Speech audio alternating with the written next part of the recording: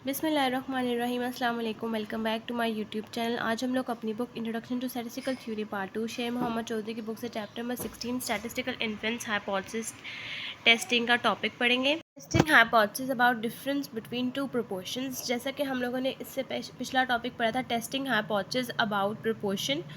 आज हम लोग पढ़ेंगे टू प्रोपोर्शन। जैसे हम लोगों ने मीन और डिफरेंस बिटवीन मीन पढ़ा, उसी तरह से हम प्रोपोर्शन और डिफरेंस बिटवीन प्रोपोर्शन करेंगे। इसकी हमारे पास स्टेटमेंट है, suppose we wish to test the hypothesis that the difference between two proportions is equal to specified value or that the two proportions are equal। हम यहाँ पर सपोज करते हैं कि अगर हमने टेस्ट करना है हाइपोथेसिस को, तो इसमें हम लोगों के पास डिफरेंस होता है टू प्रोपोर्शन का, वो हम लोगों के पास इक्वल होता है किसी स्पेसिफाइड वैल्यू के जो आपको गिवन हो, या फिर टू प्रोपोर्शंस जो हों वो दोनों इक्वल हों। The statistics in which we base our decision rule is variable p hat 1 minus p hat 2। तो हम लोगों का जो स्टैटिस्टिक है वो इस बात पे बेस करता है कि अगर हम डिसीजन रूल लेते हैं, अगर हम लोगों के पास वेरिएबल है P hat 1 minus p hat 2, और उसमें से जो पी हैट 1 है वो हम लोगों के पास प्रोपोर्शन ऑफ सक्सेस है first sample of size n1 का, और जो पी हैट 2 है वो proportion of second sample proportion of success है second sample of size n2 का, जो कि आप लोगों के पास ड्रॉन होते हैं इस टू पॉपुलेशंस में। और उसके साथ हम लोगों के पास unknown proportion of success p1 minus p2 होती है।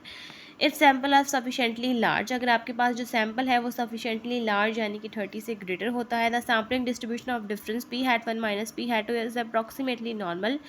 तो आपके पास जो सैम्पलिंग डिस्ट्रीब्यूशन बनेगा डिफरेंस बिटवीन प्रोपोर्शंस का P hat 1 minus p hat 2, वो दोनों जो है नॉर्मल को अप्रोच करेंगे, जिसमें मीन जो है वो p1 माइनस p2 है, और जो स्टैंडर्ड डेविएशन होगा वो इक्वल होगा under root p1 q1 divide by n1 plus p2 q2 by n2। और जो हमारे पास वेरिएबल और जो फार्मूला बनेगा वो बनेगा P hat 1 minus p hat 2 minus p1 minus p2।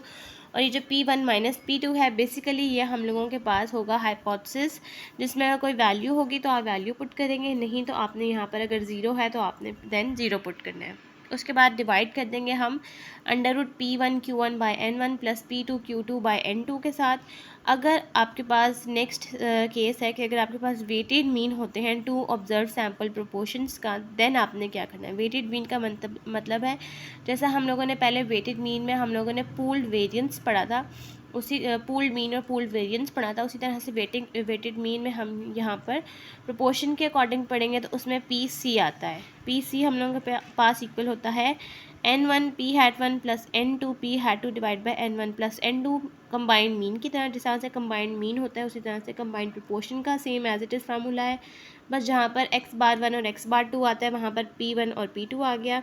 और जो z टेस्ट का जो हमारा फार्मूला बनेगा इस केस के अकॉर्डिंग वो होगा हमारे पास z is equals to p hat 1 minus p hat 2 minus p1 minus p2। ये एज इट इज़ वैसा ही फार्मूला है पिछले वाले केस की तरह, बस नीचे डिनोमिनेटर में फ़र्क आएगा, जहाँ पर P1 और P2 और Q1 और Q2 था, वहाँ पर अब आपने यहाँ पर कंबाइंड कर देना है। ये आ जाएगा P हैट C और Q हैट C यानी कि कंबाइंड प्रोपोर्शंस, और इसमें 1 माइनस P हैट C करेंगे तो Q हैट C आ जाएगा 1 by n1 plus 1 by n2। Basically हमने यहाँ पर इसको कंबाइन करके बाहर सेपरेट कर लिया, तो बाकी formula same as it is रहेगा, लेकिन ये तब हम अप्लाई करेंगे जब हम लोगों के पास वेटेड मीन का केस होगा। इस टॉपिक की हम लोग एग्जाम्पल सॉल्व करेंगे, देन आपको ये टॉपिक भी क्लियर हो जाएगा। अब देन इसका प्रोसीजर है फर्दर कि अगर आपने इस प्रोसीजर को अप्लाई करना है तो फर्स्ट क्या रूल है, उसी तरह से formulate the null and alternative hypothesis. उसी तरह से 3 हाइपोथेसिस बनेंगे आपके पास। नंबर 1 होगा टू टेल्ड का, जिसमें आपने p1 माइनस p2 ज़ीरो के इक्वल होगा और alternate not equals to zero होगा। उसी तरह से 3 हाइपोथेसिस बनेंगे जैसा हम लोग प्रोपोर्शन के पहले केस में बनाए थे। उसके बाद सेकंड स्टेप आ जाएगा decide upon significance level of alpha. आपने यहाँ पर अल्फ़ा की वैल्यू को डिसाइड करना है, और उसके बाद टेस्ट स्टैटिस्टिक्स जी का जो फार्मूला है वो अप्लाई कर देना है। अगर आपके पास ये वाला फार्मूला है देन आप ये यूज़ करेंगे, और ये वाला फार्मूला आपने तब यूज़ करना है जब आपके पास सैम्पल साइज़ लार्ज हो। अदरवाइज़ आपने जो पिछला वाला फार्मूला है सिंपल वाला, आपने ये अप्लाई करना है। उसके बाद है fourth step compute the value of G. इसमें आपने जी की वैल्यू सॉल्व कर लेनी है। फिफ्थ स्टेप में आपने क्रिटिकल रीजन सॉल्व करना है। अगर आपके पास टू टेल वाला हाइपोथेसिस है देन आपने जी की वैल्यू को एक अल्फ़ा बाई 2 में देखना है, और साथ साथ एक दफ़ा एक वैल्यू नेगेटिव के साथ आएगी और दूसरी तरफ पॉजिटिव के साथ। अगर ये hypothesis one tail right side का है देन आपने जी की वैल्यू को सिर्फ अल्फ़ा में देखना है। अगर ये हाइपोथेसिस लेफ्ट साइड का है देन आपने जी की वैल्यू को सिर्फ अल्फ़ा में देखना है और साथ साथ नेगेटिव साइड आएगी। और आपने रिजेक्ट एच नॉट कर देना है अगर एजी की वैल्यू क्रिटिकल रीजन से फॉल कर जाए, अदरवाइज आपने एक्सेप्ट कर देना है। अब हम लोग इस टॉपिक से रिलेटेड एग्जाम्पल नंबर 16.16 को सॉल्व कर लेते हैं ताकि हम लोगों को ये टॉपिक क्लियर हो जाए। एग्जाम्पल नंबर 16.16 जो है ये आपके पास इंपॉर्टेंट एग्जाम्पल है, आप ये मेंशन भी कर सकते हैं, ये आपको एग्जाम में ज़्यादा आती भी है। इसकी हम लोगों के पास स्टेटमेंट है, in a random sample of 500 man from Lahore city. अगर आपके पास एक लाहौर सिटी है, उसमें अगर सैम्पल रैंडम सैम्पल कलेक्ट किया गया है तो उसमें से 500 मैन है और 3 are to be found smokers. उसमें 500 मैन है जिसमें से 300 जो है वो स्मोकर्स यानी कि सिगरेट पीते हैं। In 1 of 1000 man from Karachi city 550 are smokers. और कराची सिटी का जो आप डाटा कलेक्ट किया गया है उसमें 1000 मैन है जिसमें से आपके पास 550 जो है वो स्मोकर्स हैं। Do the data indicate that the two cities are significantly different with respect to the prevalence of smoking among man. आपने इस डाटा को इंडिकेट करना है कि जो दोनों सिटीज़ हैं वो आपके पास सिग्निफिकेंटली डिफरेंट है। सिग्निफिकेंटली डिफरेंट का मतलब है कि आपको H1 का हाइपोथेसिस दिया हुआ है, डिफरेंट का मतलब है नॉट इक्वल्स टू वाला केस, और स्मोकर्स अमंग मैन का आपने यहाँ पर इस क्वेश्चन में डेटा सॉल्व करते हुए इसको क्वेश्चन को सॉल्व करना है। हाइपोथेसिस आपको गिवन है, 2 टेल का ये क्वेश्चन है, अल्फा 0.05 आएगा। एन जो है आपके पास इस क्वेश्चन में आपके पास फर्स्ट जो है वो है 500, एन जो है 500 है और ये 1000 है। अब इसका मतलब है कि ये एन की जो वैल्यूज़ हैं दोनों 30 से ग्रेटर हैं, तो यहाँ पर आपने जो वेटेड मीन वाला फार्मूला है PCQC वाला वो अप्लाई करना है। तो अब हम लोग एग्जाम्पल नंबर 16.16 को स्टार्ट करते हैं और इस पूरी एग्जाम्पल को हम लोग सॉल्व कर लेते हैं। सबसे पहले एग्जाम्पल नंबर 16.16 में सबसे पहले जो फर्स्ट स्टेप आएगा नल एंड अल्टरनेटिव हाइपोथेसिस, आपने इसमें अपना हाइपोथेसिस मेंशन करना है जो कि H नॉट आ जाएगा P1 minus P2 is equals to 0 और जो अल्टरनेट आ जाएगा वो आ जाएगा H1 P1 minus P2 is not equals to 0। Second step है लेवल ऑफ सिग्निफिकेंस, उसमें आपने अपना अल्फ़ा मेंशन कर देना है जो कि आ जाएगा 0.05। थर्ड स्टेप है टेस्ट स्टैटिस्टिक्स, उसमें आपने अपना फार्मूला मेंशन कर देना है, वो आ जाएगा P hat1 minus P hat2 minus P1 minus P2 divided by under root PCQC 1/N1 plus 1/N2। ये आपके पास फार्मूला आ जाएगा। अब इस फार्मूले के अकॉर्डिंग जो P1 माइनस P2 है वो दोनों वैल्यू जो है वो 0 के इक्वल हैं, तो इस पूरी जगह पर आप 0 पुट कर देंगे। बाकी जो P hat1 P hat2 आपने निकालना है वही P hat1 P hat2 आपको PC और QC में ही ज़रूरत होगी, और 1/N1 है हम लोगों के पास यहाँ पर 500 और ये आ जाएगा N2 जो है वो है हम लोगों के पास 1000। तो अब हम लोग यहाँ पर P hat1 और P hat2 सबसे पहले सॉल्व करते हैं, देन PC और QC में उसको 4 स्टेप कंप्यूटेशन में पुट कर देंगे। कंप्यूटेशन के स्टेप में सबसे पहले आप लोगों को जो N1 उसकी वैल्यू गिवन है जो कि है 500 और N2 की वैल्यू गिवन है जो कि है आप लोगों के पास 1000। उसके बाद आप लोगों ने सॉल्व करना है P hat1 और P hat2, आपको जो वैल्यू गिवन है इन्होंने कहा है 500, आपके पास टोटल सैंपल है जिसमें से 300 स्मोकर्स हैं। अब जो 300 है वो X1 की वैल्यू है 300 और जो X2 है उन्होंने कहा हुआ है कि 1000 है, तो 550 जो है उसमें से स्मोकर्स है।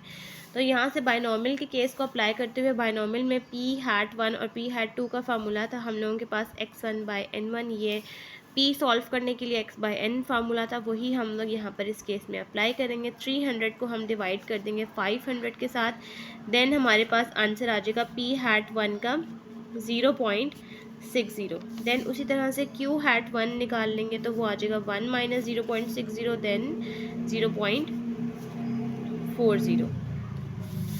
उसके बाद अब आप लोगों ने यहाँ पर क्या करना है कि आपके पास P hat1 की वैल्यू आ गई, देन Q hat1 की वैल्यू आ गई जो कि 0.40 है। उसके बाद आपने निकालनी है P hat2, इसका फार्मूला भी अगेन आ जाएगा Q2/N2 X2/N2।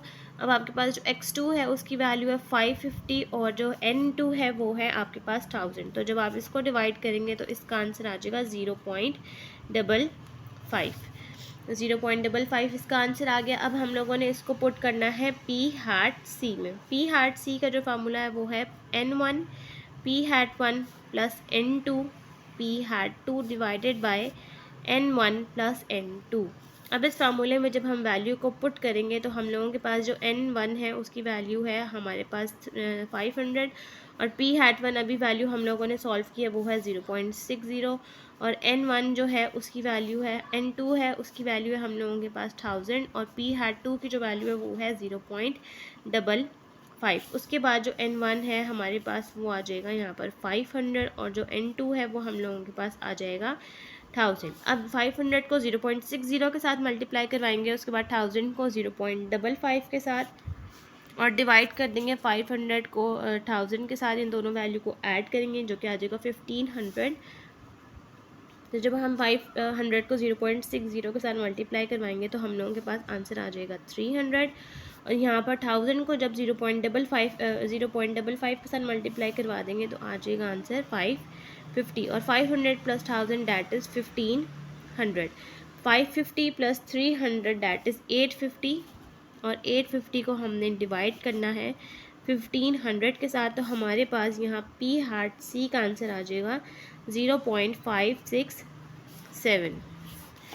उसके बाद p hat c निकल आने के बाद अब आप यहाँ पर सॉल्व कर लेंगे q hat c, तो 1 minus p hat c minus कर देंगे आप 1 में से 0.567 को माइनस कर देंगे तो आपके पास यहाँ पर q hat c का आंसर आ जाएगा जो कि आ जाएगा 0.433। अब ये सारी वैल्यूज़ आ गई हैं। अब आप इसको सारी वैल्यूज़ को फार्मूले में पुट कर देंगे और हमारे पास यहाँ पर z का आंसर आ जाएगा। अब जब हमने फार्मूले में वैल्यू पुट की तो p hat1 का जो हम लोगों के पास आंसर है वो है 0.60, p hat2 का 0.55 और p hat c का 0.567 और q hat c का 0.433। 1/500 प्लस 1/1000। 0.60 को 0.55 के साथ माइनस करेंगे 0.05, 0.567 को 0.433 के साथ मल्टीप्लाई करवाएंगे 0.245, 1/500 दैट इज़ 0.002, 1/1000 दैट इज़ 0.001। 0.002 और 0.001 को जब हम ऐड करेंगे तो आंसर आएगा 0.003 और मल्टीप्लाई करवा देंगे 0.245 के साथ तो आंसर आ जाएगा 0.00735। अब हम इस आंसर को डिवाइड कर देंगे और 0.05 के साथ अंडर रूट लेकर डिवाइड कर देंगे तो हमारे पास जी का आंसर आ जाएगा। जब हम अंडर रूट लेंगे तो हमारे पास आंसर आ जाएगा 0.0271। 0.05 के साथ डिवाइड कर देंगे तो हम लोगों के पास जी का आंसर आ जाएगा 1.844। तो हम लोगों के पास ये जी का आंसर आ गया। नेक्स्ट हम लोगों ने फिफ्थ स्टेप क्रिटिकल रीजन देखना है। ये हम लोगों के पास 2 टेल्ड का है तो हमने 0.05 को 2 टेल में जब देखा तो जी α/2 का हम लोगों के पास आंसर आ जाएगा प्लस माइनस साइन के साथ 1.96। तो 1.96 एक दफ़ा हम नेगेटिव साइड पर लिखेंगे और एक दफ़ा हम पॉजिटिव साइड पर लिखेंगे। उसके बाद हम लोगों ने एक तरफ माइनस इन्फिनिटी एक दफ़ा प्लस की वैल्यूज़ लिखनी है। जी की जो वैल्यू है वो है 1.844। अब 1.844 इस रीजन में आ रही है तो हम यहाँ 1.844 लिख देंगे। अब ये माइनस 1.96 से प्लस 1.96 के रीजन में ये जी की वैल्यू आ रही है तो हम ये पूरा एरिया जो है ये हम शेड कर देंगे और हम इसका कंक्लूजन ड्रॉ करेंगे। Since we calculated that z is equals to 1.844 lies in the critical region so we accept h0 कि हमने h0 को एक्सेप्ट कर लिया। ये इस रीजन में ये वैल्यू आ रही है तो ये एक्सेप्ट h0 हो गया। यहाँ तक हम लोगों के पास एग्जाम्पल नंबर 16.16 कंप्लीट हो गया। नेक्स्ट अब हम लोग सॉल्व करते हैं एग्जाम्पल नंबर 16.17। एग्जाम्पल नंबर 16.17 की हम लोगों के पास स्टेटमेंट है। A candidate for mayor in a large city believes that he appeals to at least 10% more of the women voters than the man women. एक कैंडिडेट है मेयर एक large city का, उसका ये कहना है कि अगर हम अपील करें एटलीस्ट 10% जो विमेन है वो ज़्यादा वोट करती हैं मेल से। He hires the service of poll taking organisation, उसने हायर की है service poll taking organisation and they find that, और उसको ये रिजल्ट मिला है that 62 of 100 women's interviewed support the candidate कि 100 में से 62 वुमेंस जो हैं उन्होंने इस कैंडिडेट को इंटरव्यू के लिए सपोर्ट किया है and 69 of 150 main support him, और जो मेन है उन्होंने 150 में से 69 को सपोर्ट किया। तो इसका मतलब ये है कि 100 में से 62 ज़्यादा और 150 कम है, तो मेन ने कम सपोर्ट किया, वेमेन ने ज़्यादा। at the 0.05 significance level is the hypothesis accepted or rejected। 0.05 significance level के अकॉर्डिंग आपने ये बताना है कि ये एक्सेप्ट हुआ है या रिजेक्ट। अब हम लोगों के पास जो प्रोपोर्शन का केस होता है उसमें हम लोगों के पास लार्ज सैम्पल्स तब बनता है अगर आपके पास जो प्रोपोर्शन है वो 1000 से बड़ा हो जाए। अगर आपके पास 1000 से बड़ा सैम्पल साइज़ आएगा देन आप लोगों ने पी हैट सी और क्यू हैट सी वाला फार्मूला अप्लाई करना है। और देन अगर आपके पास 1000 से कम 5000 या 500 से कम वैल्यूज़ होंगी देन आप लोगों ने पी हैट 1 और क्यू हैट 1 वाला फार्मूला अप्लाई करना है। पिछले वाले केस में हम लोगों के पास 1000 और 500 बहुत ज़्यादा एक्सीड कर गई थी वैल्यू, तो हम लोगों ने 100 से एक्सीड अगर आप कर जाए देन आप लोगों ने पी हैट 1 और पी हैट क्यू वाला फार्मूला अप्लाई नहीं करना। आपने पी हैट सी और क्यू हैट सी वाला अप्लाई करना है, जो कि हम लोग पिछले क्वेश्चन में अप्लाई कर चुके हैं। अगर 100 से कम है, 100 या 100 से कम है देन आप लोगों ने पी हैट 1 और क्यू हैट 1 वाला सिंपल जो प्रोपोर्शन का फार्मूला है आपने वो अप्लाई करना है। अब इस वाले केस में हम लोगों के पास N1 जो है एक 100 है और एक 150 है। ये आप लोगों के पास 100 और 150 है, तो ये आपके पास थोड़ा कम सैम्पल साइज़ है, उस तरह से एक्सीड नहीं करा जैसे पिछले वाले केस में 500 और 1000 था। तो इस केस में आप P hat 1 q hat 1 N1 ये वाला फार्मूला यूज़ करेंगे। और अगर बहुत ज़्यादा वैल्यूज़ एक्सीड कर जाए 500 600 700 800 1000 देन आप लोगों ने पी हैट सी और क्यू हैट सी वाला कंबाइन करके उस फार्मूले को यूज़ करना है। हम लोगों के पास इस क्वेश्चन में इन्होंने ये कहा हुआ है कि आपके पास जो है एटलीस्ट 5% हाइपोथेसिस इन्होंने दिया हुआ है। उसमें इन्होंने ये कहा है कि जो विमेन है वो ज़्यादा है मेल से, तो मोर का मतलब है कि ये आपके पास ग्रेटर वाला हाइपोथेसिस है। उसके बाद अगेन उस तरह से ये N1 है 100, N2 150 और 62 है ये आपके पास X1 है और 69 ये X2 है। यहाँ से पी हैट 1 और पी हैट 2 ईजिली निकल जाएगा। अल्फ़ा जो है वो 0.05 है और फार्मूला हम लोगों ने ये वाला यूज़ करना है जो कि हम सिंपल यूज़ करेंगे। अब हम लोग एग्जाम्पल नंबर 16.17 को स्टार्ट करते हैं और इस पूरे क्वेश्चन को हम लोग सॉल्व कर लेते हैं। एग्जाम्पल नंबर 16.17 में सबसे पहले जो हम लोगों के पास फर्स्ट स्टेप जो आ जाएगा वो है नल एंड अल्टरनेटिव हाइपोथेसिस। उसमें हम लोगों ने अपना हाइपोथेसिस मेंशन करना है, जो कि इन्होंने हमें कहा हुआ है कि आपके पास सबसे पहले हम H1 लिख लेंगे कि आपके पास जो P1 माइनस P2 है वो है ग्रेटर, यानी कि more of the women vote कर रही है मेन से, तो ये आ जाएगा ग्रेटर। और 10% है, 10% को जब आप पॉइंट्स में कन्वर्ट करेंगे डैट इज़ 0.10, तो इसका मतलब है इसकी वैल्यू है 0.10। अब इसके 2 हाइपोथेसिस बनेंगे। अब आपके पास चॉइस है कि आपने कौन सा लिखना है, मैं और करके लिख दूँगी। अब आपने कोई एक मेंशन करना है, दोनों मेंशन नहीं करने, कोई एक आपने यहाँ पर मेंशन करना होगा, ठीक है। तो इन दोनों में से कोई एक आप यहाँ एग्ज़ाम में यूज़ कर सकते हैं या पेपर में यूज़ कर सकते हैं, ठीक है। नेक्स्ट स्टेप है लेवल ऑफ सिग्निफिकेंस अल्फ़ा जो कि है 0.05। देन उसके बाद जो फार्मूला है थर्ड स्टेप का टेस्ट स्टैटिस्टिक्स का वो आ जाएगा Z equals to p hat 1 minus p hat 2 minus P1 minus P2 divided by p hat 1 q hat 1 by N1 plus p hat 2 q hat 2 by N2। अब हम लोगों ने P hat 1 और P hat 2 की value हम लोगों ने solve करनी है, उसी तरह से हम क्यू हैट 1 और क्यू हैट 2 भी निकाल लेंगे। N1 100 है, N2 150 है और P1 माइनस P2 की वैल्यू हम लोगों को क्वेश्चन में ही गिवन है, जो कि है हम लोगों के पास यहाँ पर 0.10। ये भी आप लोगों के पास 0.10 है, ठीक है। 0.10 ये वैल्यू है, तो 0.10 इस पूरी जगह पर हम लोग पुट कर देंगे। तो हम लोग 4 स्टेप में कंप्यूटेशन में सबसे पहले पी हैट 1 और क्यू हैट 1 निकाल लेते हैं। देन अब हम लोगों ने जब अब पी हैट 1 सॉल्व किया तो उसका फार्मूला है X1 बाई N1। X1 की वैल्यू है 62 by 100 that is 0.62 N1 minus p hat 1, तो क्यू हैट 1 का आंसर आ जाएगा 0.38। उसी तरह से हम लोग पी हैट 2 निकाल लेंगे that is X2 by N2। 69 by 150 that is 0.46 और 1 माइनस 0.46, तो क्यू हैट 2 का आंसर आ जाएगा 0.54। ये सारी वैल्यू सॉल्व करने के बाद अब हम फार्मूले में पुट करेंगे पी हैट 1 का 0.62, पी हैट 2 का 0.46 माइनस करेंगे, माइनस P1 माइनस P2 जिसका आंसर हम लोगों के पास प्रोबेबिलिटी में ही मेंशन है डैट इज़ 0.10। उसके बाद P hat 1 0.62, Q hat 1 0.38 divided by 100 plus 0.46 multiply 0.54 divided by 150। 0.62 में से 0.46 को माइनस करेंगे that is 0.16 minus 0.10। 0.62 multiply 0.38 divided by 100 that is 0.002356। 0.46 multiply 0.54 divided by 150 that is 0.001656। जब दोनों वैल्यूज़ को ऐड करेंगे 0.004012 अंडर रूट ले लेंगे 0.0633 0.06 डिवाइडेड बाई 0.0633 दैट इज़ 0.947। अब हम लोगों ने सॉल्व करना है क्रिटिकल रीजन। क्रिटिकल रीजन के लिए हम लोग इस तरह से ग्राफ ड्रॉ कर लेंगे, और जो हाइपोथेसिस था हम लोगों के पास वो वन टेल राइट का था, तो हमने जी अल्फ़ा को देखना है सिर्फ, यानी कि 0.05 को देखना है हम लोगों ने वन टेल, यानी कि ये हम लोगों के पास आ जाएगा +1.64।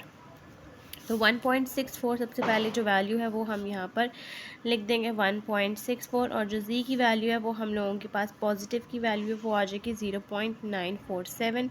तो ये वैल्यू 0 से 1.64 के रीजन में आ रही है। तो हम इस तरह से ये पूरा एरिया जो है ये हम लोग शेड कर देंगे, और हम अपना कंक्लूजन ड्रॉ कर देंगे। Since we concluded that g is equals to 0.947 lies in the critical region, so we accept H0। यहाँ तक हम लोगों के पास एग्जाम्पल नंबर 16.17 कंप्लीट हो गया, और आज की वीडियो भी हमारी यहीं तक कंप्लीट होती है। अगर आपको मेरी आज की वीडियो अच्छी लगे तो मेरे वीडियो को लाइक करें, शेयर करें, मेरे चैनल को सब्सक्राइब करें, और साथ में मैंने बेल आइकन को भी प्रेस कर दें ताकि आपको मेरे आने वाली वीडियोज़ की नोटिफिकेशन सबसे पहले मिलती रहे। आज की वीडियो के लिए थैंक यू। अल्लाह हाफिज़।